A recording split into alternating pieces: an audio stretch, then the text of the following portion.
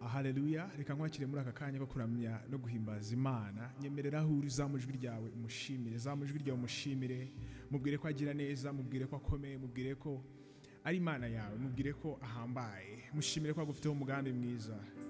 Mwami turagushimiye kubw'umugambi wawe mwiza, mugambi wawe mwiza kuri twe, kugira neza kwawe kuri hano, kugira neza kwawe kuri hano mwami. Ndagushimiye umugambi ufitiye ubugingo bwanje, ndagushima Yesu kuzi ico ndiko ndavuga.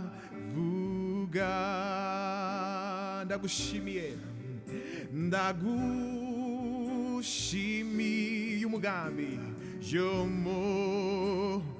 ufitiye ubugingo bwanje, ufitiye ubugingo bwanje,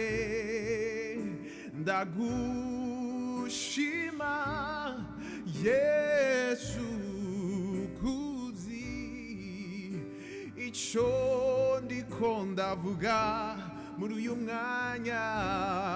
Ongera kandi ndagushimira, ndagushimiye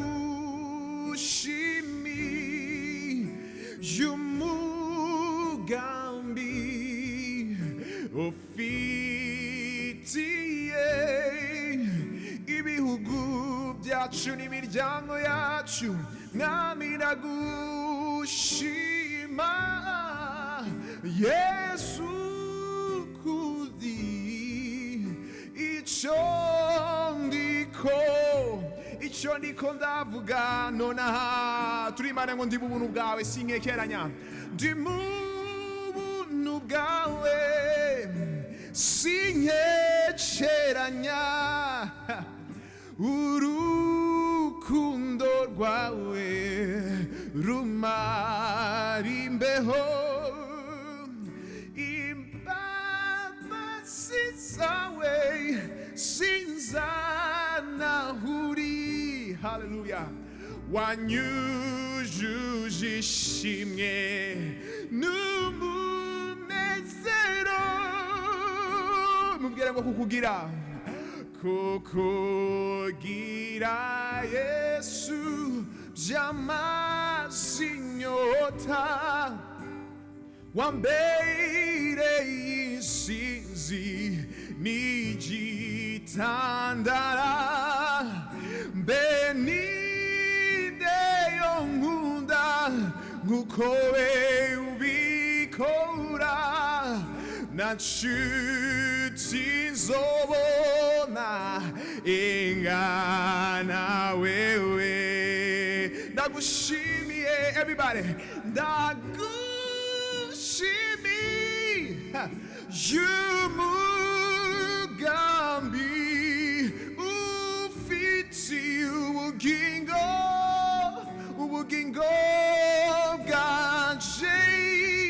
Uyu munsi ndagushima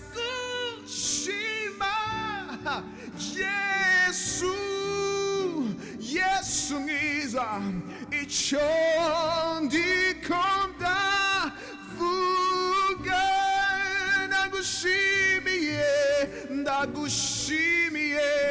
Ndagushimiye uyu mugambi wawe mwiza, hey, ufitiye ubugingo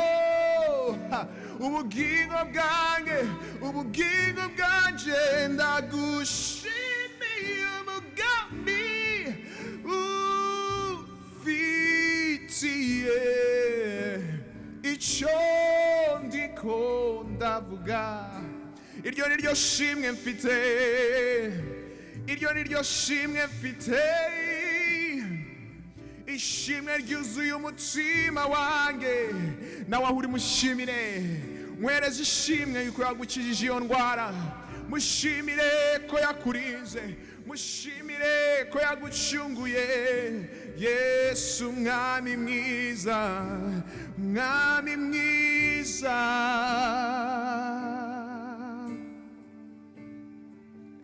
Nje ndindengo nguhimbaze, nje ndindengo nkuramye. Amaraso yawe yaciye inzira, amakwegera intebe yawe.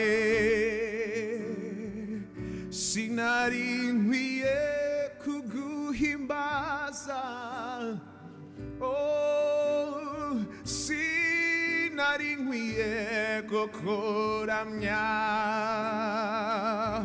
Uyu munsi ariko igitambo cy'ikaruvare nicyo kintera kuvuza impundu. Tuvuge ngo ushimwe imera, ushimwe, ushimwe muremyi mani hambaye. Ushimwe, ushimirwe Yesu we. Oh, ushimwe, ushimwe, ushimwe, ushimwe muremyi wowe mani hambaye. Ushimwe, ushimwe Yesu we. Oh, Yesu we. Ushimwe, ushimwe, nawe mushimire. Ushimwe muremyi, uri mani hambaye, uri mani ishoboye. Ushimwe, ushimwe, ushimwe Yesu we. Yesu we, ushimwe, Yesu we, ushimwe. Mubwire ngo ushimirwe, wirambirwa kumushimira. Ni mani hambaye, ni mani ikomeye, uwapfuye akazuka, uwatsinze urupfu, uwatsinze byose, yicaye iburyo bwa Data. Niwe ukwiriye gushimirwa, zina rye ni Yesu, zina rye ni Yesu. Haleluya. Zina rye ni ryiza, zina ryawe ni ryiza, ubuntu bwawe buraduhagije. Shalom shalom mwese mukurikiye iki kiganiro ifunguro ry'uyu munsi. Imana yo mu ijuru ibaha umugisha kandi turabashimiye cyane ko mukurikiye iki kiganiro. Imana iraza kubahezagira, Imana iraza kubaha umugisha, Imana iraza kubazamura ibavana mu bwiza ibajyana mu bundi. Murakoze cyane. Reka mbere ya byose tubanze dusenga Imana. Uwiteka Imana ikomeye, Imana y'icyubahiro, Mana y'agakiza kacu, byiringiro bizima, nukuri mu izina rya Yesu Kristo turagushimiye umwanya mwiza, aya mahirwe meza uduhaye yo kongera kuganira ku ijambo ryawe, yo kongera kuvuga mwami ubutumwa bwiza. Mwami urakoze kubana natwe, urakoze mwami kutubera alfa, urakoze mwami kutubera omega, urakoze mwami no kubana natwe mo hagati. Mwami uri Imana yacu, uri byiringiro bizima, uri inshuti nziza itabura guseruka mu byago no mu makuba. Ni wowe mwami duhanze amaso kandi ni wowe dutegereje muri byose. Urakoze mwami kuza kubana natwe, urakoze kuza kutugirira neza, urakoze kuza kudutera intambwe, urakoze mwami kuza kutuvana mu bwiza utwinjiza mu bundi. Ni mu izina rya Yesu dusenze, amen. Imana ibaho umugisha. Turacyakomeje kuri cya kiganiro cyacu, imbaraga z'umuzuko. Ariko uyu munsi ijambo Imana yaduhaye ni ijambo riri muri Zaburi 48 no ku murongo wa 11. Zaburi 48 ku murongo wa 11. Ijambo ry'Imana riravuga ngo nimworoshe kandi mumenye ko ari nge Mana. Nimworoshe mumenye ko ari nge Mana. Nzashirwa hejuru mu mahanga kandi nzashirwa hejuru mu isi. Imana ishimwe cyane. Yesu yaje kutumenyesha ubwami bw'Imana. Icyo nicyo cyazanye Yesu muri iyi si, nuko Yesu yazanywe nuko tumenya ubwami bw'Imana. Yesu yaje gutangiza ubwami bw'Imana muri iyi si. Nukuvuga ngo Yohana Mubatiza atangira kubwiriza yavugaga ku ijambo rivuga ngo ubwami bw'Imana. Yabwiye abantu ngo nimwihane kuko ubwami bw'Imana burabegereye. Yesu mu minsi yose yabayeho ku isi, na Yesu ubwe atangira ministeri yiwe cyangwa se atangira umurimo yakoreye muri iyi si, yatangiye abwira abantu ijambo rimwe. Yababwiraga ngo nimwihane kuko ubwami bw'Imana burabegereye, cyangwa se ubwami bw'Imana bwageze hafi yanyu. Yesu yaje buri gihe ari muri iyi si, muri ministeri yiwe yavugaga ubwami, akatanga imigani, akavuga imigani y'ubwami. Yesu icyamuzanye ni ukumenyesha abantu ubwami bw'Imana. Icyo niwo murimo wazanye Yesu muri iyi si. Abigishwa ba Yesu babajije Yesu, ese ni gute twabasha gusenga?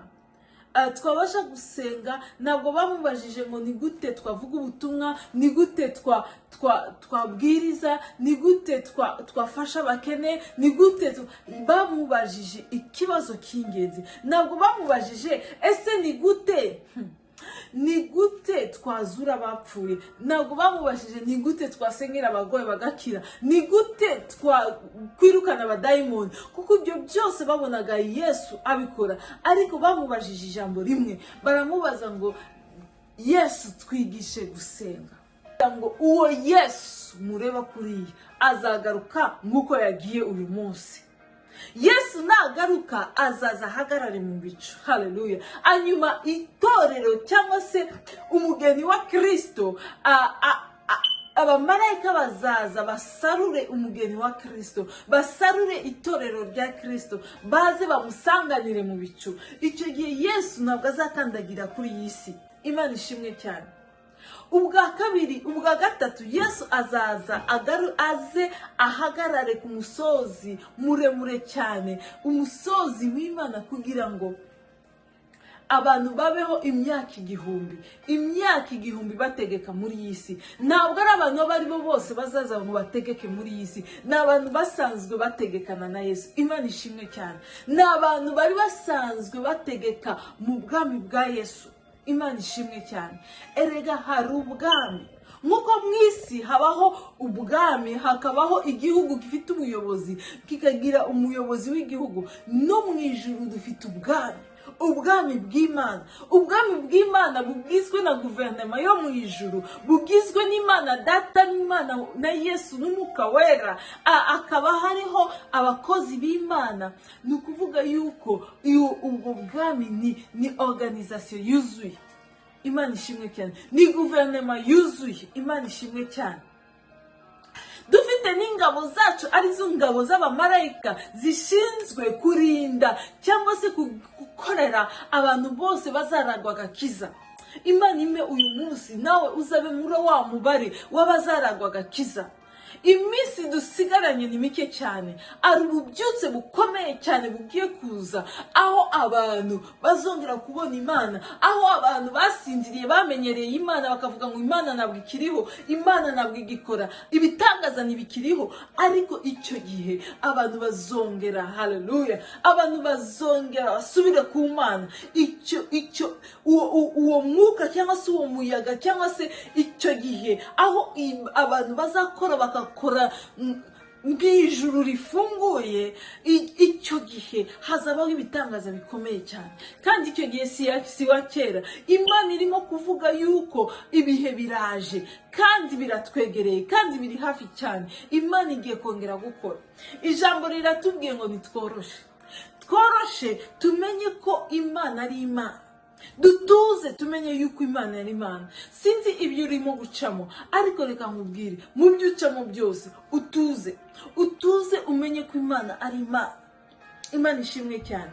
Ngo nzashirwa hejuru. Imana igiye kongera kwisubije icyubahiro cyayo, kuko abantu bariraye, abantu baravuze ngo Imana ntikibaho. Imana igiye kongera gukora ibimenyetso n'ibitangaza. Ibimenyetso n'ibitangaza ni ibintu bitangaza abantu. Ari ibintu bitangaza abantu Imana igiye gukora. Nugura imodoka warasevinze amafaranga, ugashina amafaranga ukamara imyaka 10, imyaka 20 ubika amafaranga kugira ngo ugure inzu. Nugura inzu icyo gihe nta gitangaza kiba cyabaye. Ariko iyo muri konti yawe nta n'ifaranga nimwe ihari, ariko nyuma y'ukwezi kumwe mu buryo bw'igitangaza Imana ikaguha inzu, icyo gihe icyo bakita igitangaza. Daimoni umaze imyaka, akamara imyaka 30, akamara imyaka 300, akamara imyaka 500 mu muryango, ababaza abantu, yica abantu n'indwara zitandukanye. Ariko igihe kirageze, Imana iravuze ngo igiye kongera kuza kwivuga. Haleluya. Imana igiye kongera kuza kwivuga, abantu bamenye yuko ari Imana. Imana igiye kongera kwivuga, yishire hejuru y'ibyishira hejuru ku buzima bwawe. Imana igiye kongera kuza isuzugure ibigusuzugura mu buzima bwawe. Imana ishimwe cyane. Imana igiye kuza guhagarika ibiguhagarika umutima. Imana igiye kuza kubihagarika umutima. Ibigutera ubwoba, Imana iraje ibitera ubwoba. Imana iraje yirukane ibikwirukansa. Imana ishimwe cyane. Imana iraje ibikore neza. Imana iraje iringanire kugira ngo abantu bongere bamenye yuko Imana ari Imana. Igihe kirageze kirasohoye yuko abantu tumenya yuko Imana ni Imana. Hejuru y'ibikomere byose wagize mu buzima, hejuru abantu turi muri iyi si y'ibyaha, turi muri iyi si yanduye, abantu tugakomerekera mu ishuri twigiyemo, tugakomerekera mu baturanyi, tugakomerekera mu miryango twashatsemo, tugakomerekera mu miryango twavukiyemo, tugakomereka kuko isi yanduye. Ariko reka mubwire, ugakomereka mu gihugu wavutsemo, ugakomereka mu mahanga aho wahungiye ugasanga. Ariko reka mubwire, ngufitiye inkuru nziza. Imana iraje ibigenze neza. Imana yongeye kwivuga ku buzima bwawe. Imana igiye kongera kwivuga mu buzima bwawe. Rero humura, wicika intege. Icyo usabwa ni kimwe gusa, nuko wakwikomeza ku Mana. Iki gihe ntabwo ari igihe cyo kurangara. Iki gihe ntabwo ari igihe cyo gutera ubwoba n'ibikwasamira n'ibikusakuriza. Iki gihe ni igihe cyo kwikomeza ku Mana. Byashoboka ko amadeni akumereye nabi, ariko reka nkubwiye ngo ufite inkuru nziza. Imana iraje ibigenze neza. Imana iraje kwishurira amadeni. Imana iraje ikuremo, ikora isuku mu buzima bwawe bw'amafaranga. Imana iraje ikora isuku. Imana iraje itunganye ibidatunganye mu izina rya Yesu. Uyu munsi Imana irandumye kukubwira yuko humura, nubwo bimeze gutya.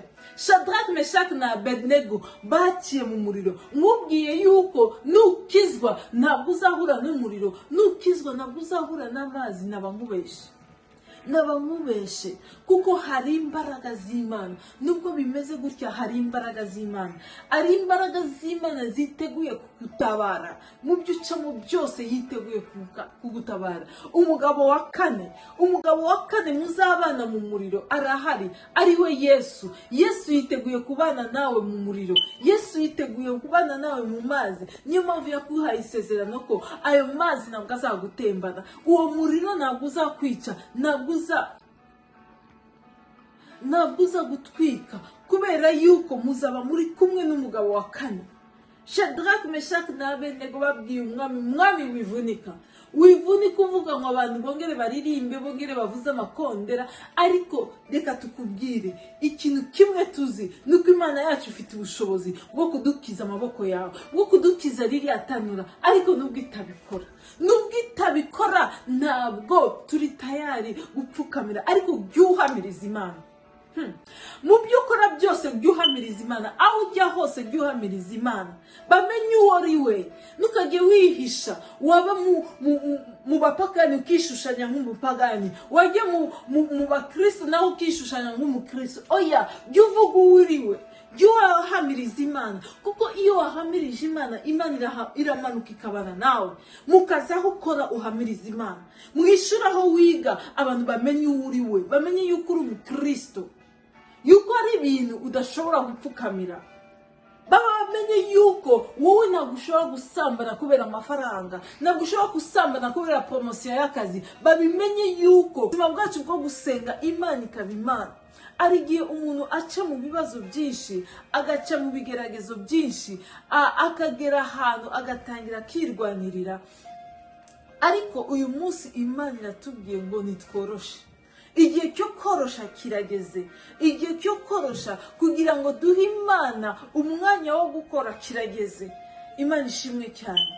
Ubwami bw'Imana bugomba kuza mu mitima y'abantu, bukaza mu miryango, ubwami bw'Imana bukaza mu itorero rya Kristo, ubwami bw'Imana bukaza, kandi Imana iradusezeranije ko igiye kongera kuza. Haleluya. Imana igiye kongera kuza gukora mu buryo budasanzwe kugira ngo ubwami bw'Imana bwongere bukomere. Imana ishimwe cyane. Rero abigishwa ba Yesu bamubajije ijambo rimwe, kuko babonaga ko ifundiko y'ibintu byose Yesu yakoraga byari gusenga. Yesu yazuraga abapfuye, Yesu yakizaga abarwayi, Yesu yirukanaga abadayimoni, Yesu yakoraga ibitangaza, abantu bakarya imigati, abantu bakanywa vino, ariko ifundiko y'ibintu byose bagendanye na Yesu, bamenya yuko ibanga rya Yesu ryamuhaga imbaraga yo gukora ibyo yakoraga byose ryari rimwe gusa, ryari ubuzima bwo gusenga. Kuko ijambo ry'Imana rirambwira ngo muri Luka 21 ku mirongo wa 36, ijambo ry'Imana rirambwira ngo Yesu yirirwaga mu rusengero akarara ku musozi Elayono asenga Imana. Barebye Yesu ukuntu yabayeho, barebye ukuntu yahaga agaciro ubuzima bwo gusenga, basanga yuko ibintu byose ariho bifundikiye. Baravuga ngo Yesu utwigisha ikintu kimwe kitwa gusenga. Yesu agiye kubigisha gusenga, yababwiye ikintu kimwe. Yababwiye ngo nimusenga mujye muvuga ngo Data wo mu ijuru, izina ryawe ryubahwe, kandi ibyo ushaka abari bibe mu isi nk'uko biri mu ijuru, kandi ubwami bwawe buze. Imana ishimwe cyane. Yesu yaje kutumenyesha ubwami bw'Imana. Birakwiriye kandi igihe kirageze. Ndizera mu mutima wanjye ko Yesu ari hafi kugaruka cyane. Yesu ari hafi kugaruka byihuse, kandi abazi kureba ibimenyetso bazi yuko Yesu ari hafi kugaruka cyane. Yesu yaje kugira ngo ubwami bw'Imana bumenyekane mu bantu. Yesu yaje kugira ngo ubwami bw'Imana bumenyekane mu bantu. Imana ishimwe cyane. Yarababwiye ijambo rimwe, arabavuga ngo nimusenga mujye muvuga ngo Mwami ubwami bwawe buze, ibyo ushaka bibe mu isi nk'uko biri mu ijuru. Ariko ijambo rimwe, ubwami bwawe. Ubwami bwa Yesu burakwiriye yuko buza bukuzura mu mitima y'abantu. Ubwami bw'Imana birakwiriye yuko buza bukuzura mu miryango y'abantu. Ubwami bw'Imana burakwiriye ko bwongera bukasubira mu itorero, bwongera bukuzura mu miryango cyangwa se mu mahanga. Imana ishimwe cyane. Yesu mbere yuko agaruka, ukugaruka kwa Yesu kwa kabiri, Yesu hazabaho ikintu kitwa ububyutse. Ikibazo cyahindutse karande mu muryango. Abarimo umudayimoni umaze imyaka, akamara imyaka 30, akamara imyaka 300, akamara imyaka 500 mu muryango, ababaza abantu. yica abantu n'indwara zitandukanye, ariko igihe kirageze. Imana iravuze ngo igiye kongera kuza kwivuga. Haleluya. Imana igiye kongera kuza kwivuga, abantu bamenye yuko ari Imana. Imana igiye kongera kwivuga, yishire hejuru y'ibyishira hejuru ku buzima bwawe. Imana igiye kongera kuza isuzugure ibigusuzugura mu buzima bwawe. Imana ishimwe cyane. Imana igiye kuza guhagarika ibiguhagarika umutima. Imana igiye kuza kubihagarika umutima, ibigutera ubwoba. Imana iraje ibitera ubwoba. Imana iraje yirukane ibikwirukansa. Imana ishimwe cyane. Imana iraje ibikore neza. Imana iraje iringanire kugira ngo abantu bongere bamenye yuko Imana ari Imana. Igihe kirageze kirasohoye yuko abantu tumenya yuko Imana ni Imana. Hejuru y'ibikomere byose wagize mu buzima, hejuru abantu turi muri iyi si y'ibyaha, turi muri iyi si yanduye. Abantu turakomereka, tukomerekera mu ishuri twigiyemo, tugakomerekera mu baturanyi, tugakomerekera mu miryango twashatsemo, tugakomerekera mu miryango twavukiyemo, tugakomereka kuko isi yanduye. Ariko reka mubwire, ugakomereka mu gihugu wavutsemo, ugakomereka mu mahanga aho wahungiye ugasanga. Ariko reka mubwire, ngufitiye inkuru nziza. Imana iraje ibigenze neza. Imana yongeye kwivuga ku buzima bwawe. Imana igiye kongera kwivuga mu buzima bwawe. Rero humura, wicika intege. Icyo usabwa ni kimwe gusa, nuko wakwikomeza ku Mana. Iki gihe ntabwo ari igihe cyo kurangara. Iki gihe ntabwo ari igihe cyo gutera ubwoba n'ibikwasamira n'ibikusakuriza. Iki gihe ni igihe cyo kwikomeza ku Mana. Byashoboka ko amadeni akumereye nabi, ariko reka nkubwire ngo ufite inkuru nziza. Imana iraje ibigenze neza. Imana iraje kwishurira amadeni. Imana iraje ikuremo, ikora isuku mu buzima bwawe bw'amafaranga. Imana iraje ikora isuku. Imana iraje itunganya ibidatunganye mu izina rya Yesu. Uyu munsi Imana irantumye kukubwira yuko humura, nubwo bimeze gutya. Shadrach, Meshach na Abednego baciye mu muriro. Nkubwiye yuko nukizwa ntabwo uzahura n'umuriro, nukizwa ntabwo uzahura n'amazi. Nabamubeshe kuko hari imbaraga z'Imana. Nubwo bimeze gutya, hari imbaraga z'Imana. Ari imbaraga z'Imana ziteguye kugutabara mu byo ucamo byose. Yiteguye kugutabara. Umugabo wa kane muzabana mu muriro arahari, ariwe Yesu. Yesu yiteguye kubana nawe mu muriro. Yesu yiteguye kubana nawe mu mazi. Niyo mpamvu yakuhaye isezerano ko ayo mazi ntabwo azagutembana, uwo muriro ntabwo uzakwica, ntabwo uza gutwika, kubera yuko muzaba muri kumwe n'umugabo wa kane.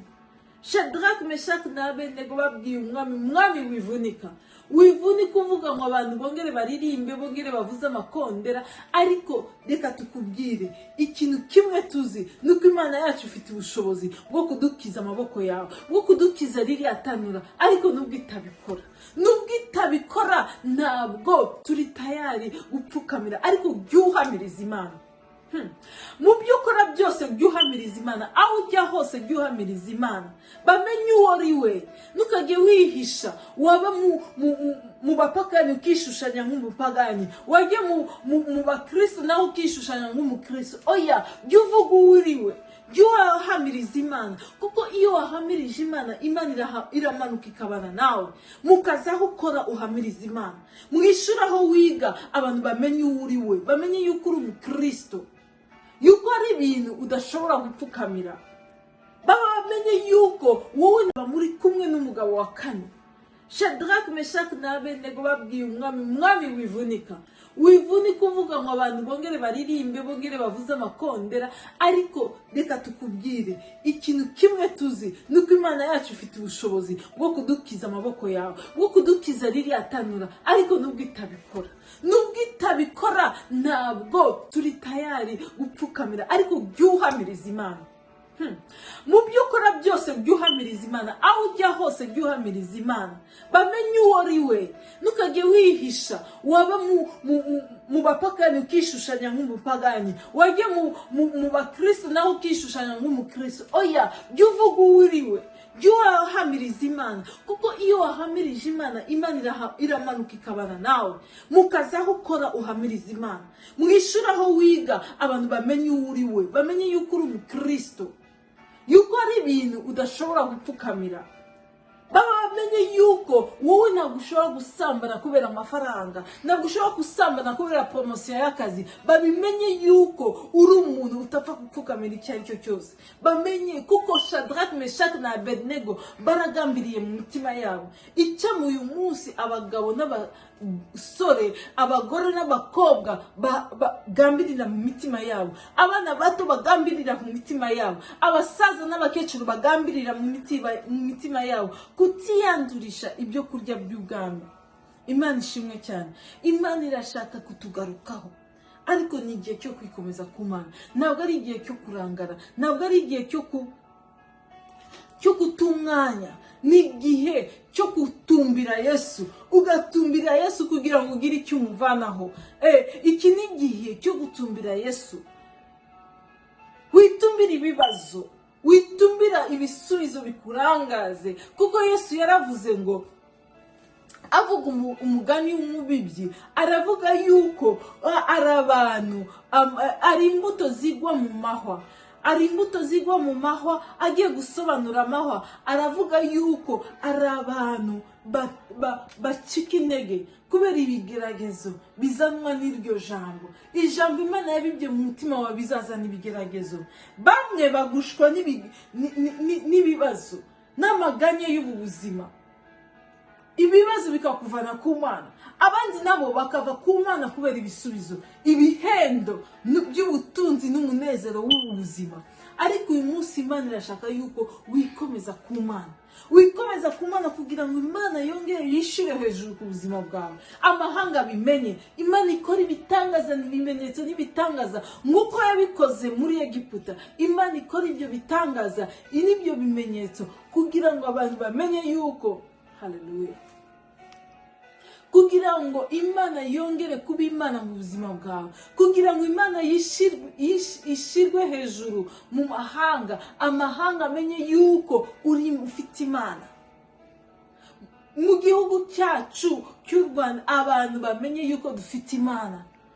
Imana iha umugisha, igatanga umugisha ikirere, igatanga umugisha munsi y'ikirere, ubutaka, abantu ikabaha umugisha, ndetse munsi n'ubutaka Imana igatanga umugisha. Imana yongere itugirire neza, Imana yongere ibane natwe, Imana yongere itugarukeho bundi busha, Imana yongere yishire hejuru y'ibyishira hejuru ku buzima bwacu. Imana ihagarike ibyihagarika ku buzima bwacu, ibiduhagarika imitima, ibitubirukansa, Imana ibyirukankane mu izina rya Yesu.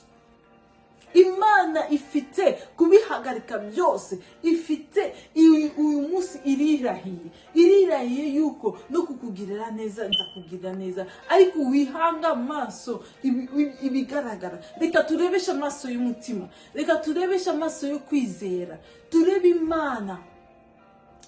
Imana igiye kuza itugirire neza.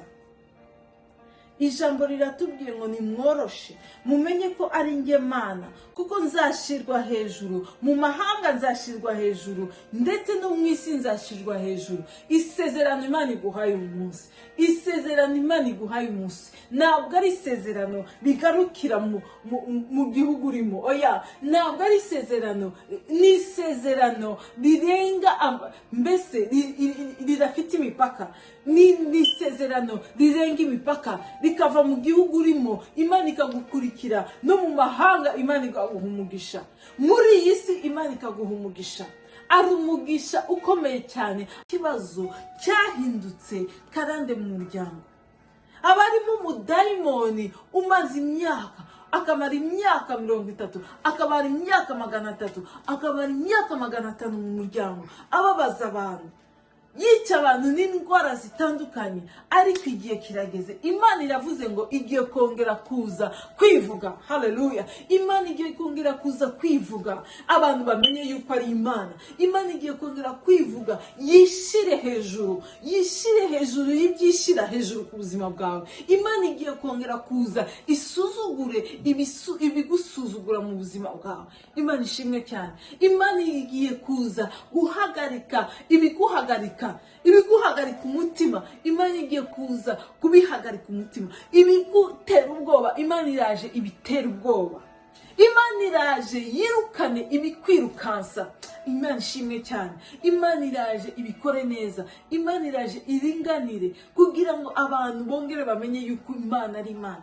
Igihe kirageze kirasohoye yuko abantu tumenya yuko Imana ni Imana. Hejuru y'ibikomere byose wagize mu buzima, hejuru abantu turi muri iyi si y'ibyaha, turi muri iyi si yanduye. Abantu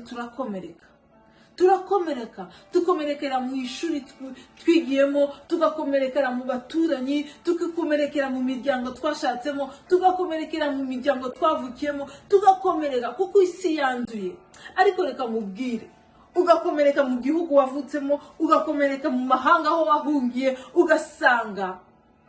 Ariko reka mubwire, ngufitiye inkuru nziza. Imana iraje ibigenze neza. Imana yongeye kwivuga ku buzima bwawe. Imana igiye kongera kwivuga mu buzima bwawe. Rero humura, wicika intege. Icyo usabwa ni kimwe gusa, nuko wakwikomeza ku Mana. Iki gihe ntabwo ari igihe cyo kurangara. Iki gihe ntabwo ari igihe cyo gutera ubwoba n'ibikwasamira n'ibikusakuriza. Iki gihe ni igihe cyo kwikomeza ku Mana.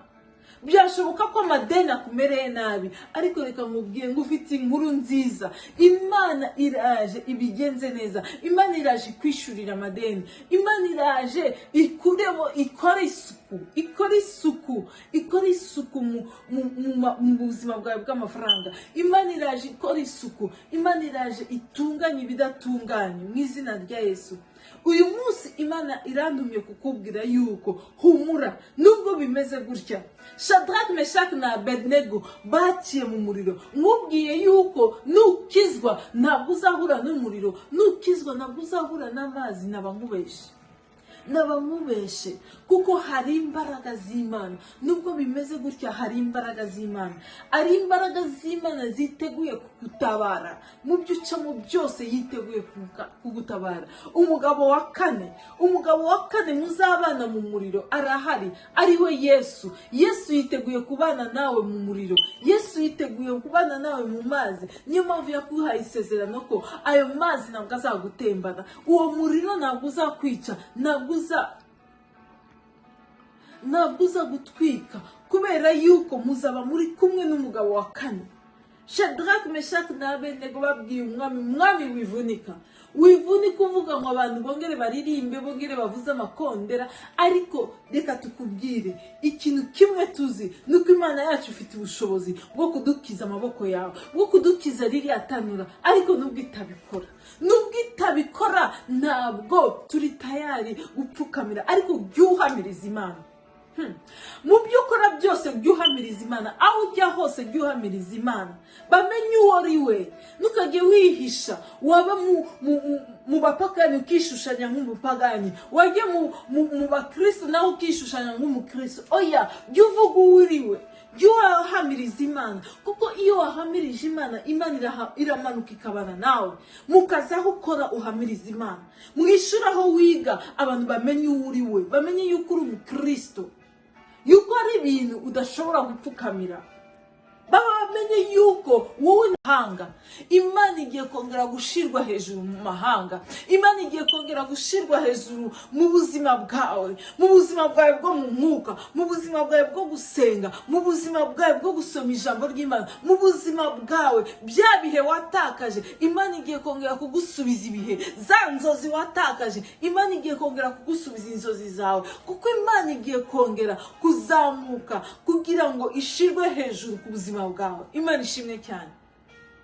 mu muryango wawe, muri bizinesi yawe, mu miryango y'iwanyu, ari ibintu by'iwanyu byishize hejuru, ariko ngufitiye inkuru nziza, ari nuko hari imbaraga z'umuzuko zije kugira ngo Imana yongere yishire hejuru y'ibyishira hejuru ku buzima bwawe, kugira ngo Imana yongere irwanye ibikurwanya, kugira ngo Imana yongere ihagarika ibikuhagarika, kugira ngo Imana itere ubwoba ibigutera ubwoba.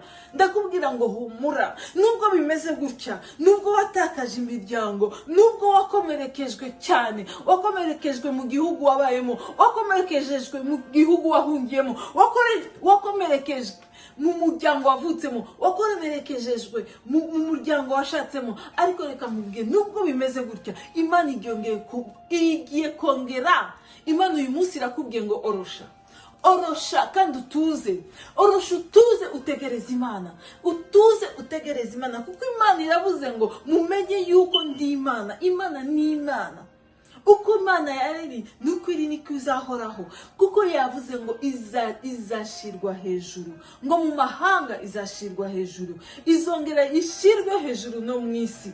Imana iravuga ngo ubwami bwawe buze. Yesu agiye kwigisha abigishwa gusenga, arababwira ngo nimusenga mujye musenga mubwire Imana ngo reka ubwami bwawe buze. Birakwiriye ko ubwami bw'Imana buza muri business yawe, birakwiriye ko ubwami bw'Imana buza mu rugo rwawe, bukirukana ubukene, bukirukana impfu mu muryango wawe, bikirukanwa gukenyuka mu muryango w'abantu, bikirukana indwara za karande, bikirukanwa umuvumo wo kudashaka, bikirukana umuvumo wo kudabyara, bikirukana ntubyare mu buryo bwose, ntubyare mu mafaranga, ntubyare muri business yawe, ntubyare mu kazi, ntubyare wakora umushinga runaka, ntubyare nibigire ikintu bibyara, no mu mubiri ntubyare. Ariko birakwiriye yuko ubwami bw'Imana buza bukirukana ibyo bintu byose. Imana ishimwe cyane. Kandi ubwami bw'Imana bugiye kongera kugaruka ku bantu. Imana igiye kongera kuza guhembura abantu bayo. Imana iravuze ngo Imana izashirwa hejuru, izashirwa hejuru mu mahanga. Abantu bazumva icyo Imana yakoreye umuryango wawe, abantu bazumva ibyo Imana yakoreye itorero ryawe, abantu bazumva ibyo Imana yagukoreye wowe ku giti cyawe, imitangaza n'imirimo. Imana yakoze imirimo kwa Faraho, ikora imirimo n'ibitangaza, yinangira umutima wa Faraho kugira ngo haleluya, kugira ngo abantu, amahanga yose amenye gukomera kw'Imana. Imana igiye kongera kumenyekanisha ugukomera kwayo ku buzima bwawe. Imana igiye kongera kumenyekanisha ugukomera kwayo mu ndwara zidakira, indwara za karande, indwara z'amakanseri, indwara diabete, indwara z'imitima, indwara zitandukanye, Imana igiye kongera za sida. Ari imiryango sida yahindutse karande, ugasanga mu muryango w'abandi ikibazo cyahindutse karande mu muryango. Abarimo umudayimoni umaze imyaka, akamara imyaka 30, akamara imyaka 300, akamara imyaka 500 mu muryango, ababaza abantu, yica abantu n'indwara zitandukanye. Ariko igihe kirageze, Imana iravuze ngo igiye kongera kuza kwivuga. Haleluya. Imana igiye kongera kuza kwivuga, abantu bamenye yuko ari Imana. Imana igiye kongera kwivuga, yishire hejuru, yishire hejuru y'ibyishira hejuru ku buzima bwawe. Imana igiye kongera kuza isuzugure ibigusuzugura mu buzima bwawe. Imana ishimwe cyane. Imana igiye kuza guhagarika ibiguhagarika umutima. Imana igiye kuza kubihagarika umutima, ibigutera ubwoba. Imana iraje ibitera ubwoba. Imana iraje yirukane ibikwirukansa. Imana ishimwe cyane. Imana iraje ibikore neza. Imana iraje iringanire kugira ngo abantu bongere bamenye yuko Imana ari Imana. Igihe kirageze, igihe kirageze, kirasohoye yuko abantu tumenya yuko Imana ni Imana. Hejuru y'ibikomere byose wagize mu buzima, hejuru abantu turi muri iyi si y'ibyaha, turi muri iyi si yanduye, abantu turakomereka, turakomereka, tukomerekera mu ishuri twigiyemo, tugakomerekera mu baturanyi, tugakomerekera mu miryango twashatsemo, tugakomerekera mu miryango twavukiyemo, tugakomereka kuko isi yanduye. Ariko reka mubwire, ugakomereka mu gihugu wavutsemo, ugakomereka mu mahanga aho wahungiye, ugasanga. Ariko reka mubwire, ngufitiye inkuru nziza. Imana iraje ibigenze neza. Imana yongeye kwivuga ku buzima bwawe. Imana igiye kongera kwivuga mu buzima bwawe. Rero humura, wicika intege. Icyo usabwa ni kimwe gusa, nuko wakwikomeza ku Mana. Iki gihe ntabwo ari igihe cyo kurangara. Iki gihe ntabwo ari igihe cyo gutera ubwoba n'ibikwasamira n'ibikusakuriza. Iki gihe ni igihe cyo kwikomeza ku Mana. Byashoboka ko amadeni akumereye nabi, ariko reka mubwiye ngo ufite inkuru nziza. Imana iraje ibigenze neza. Imana iraje kwishurira amadeni. Imana iraje ikuremo, ikora isuku mu buzima bwawe bw'amafaranga. Imana iraje ikora isuku. Imana iraje itunganye ibidatunganye mu izina rya Yesu. Uyu munsi Imana irandumye kukubwira yuko humura, nubwo bimeze gutya.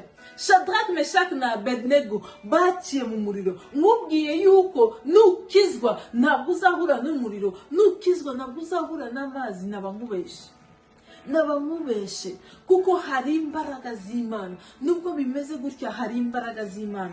Ari imbaraga z'Imana ziteguye kugutabara mu byo ucamo byose. Yiteguye kugutabara. Umugabo wa kane muzabana mu muriro arahari, ari we Yesu. Yesu yiteguye kubana nawe mu muriro. Yesu yiteguye kubana nawe mu mazi. Niyo mpamvu yakuhaye isezerano ko ayo mazi ntabwo azagutembana. Uwo muriro ntabwo uzakwica, ntabwo uza gutwika, kubera yuko muzaba muri kumwe n'umugabo wa kane. Shadrach, Meshach na Abednego babwiye umwami wivunika uvuga ngo abantu bongere baririmbe, bongere bavuze amakondera. Ariko reka tukubwire ikintu